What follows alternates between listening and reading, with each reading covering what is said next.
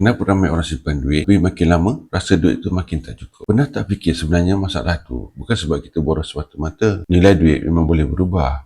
Contoh paling mudah, dulu dengan RM50 boleh penuh satu troli barang dapur.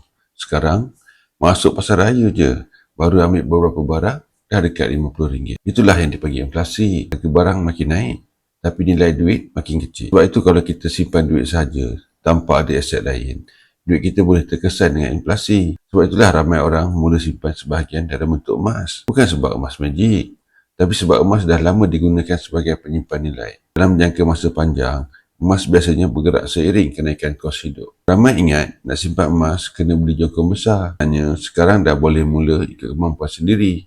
Ada yang mula simpan RM100 sebulan dulu. Saya bukan suruh pilih emas dan tinggalkan duit. Duit tetap penting untuk kegunaan harian. Tapi ramai mula sedar, sebahagian simpanan dalam emas boleh bantu lindungi nilai simpanan mereka. Kalau nak tahu cara mula simpan emas secara konsisten, isi beg biru di bawah dan saya bantu anda sebaiknya.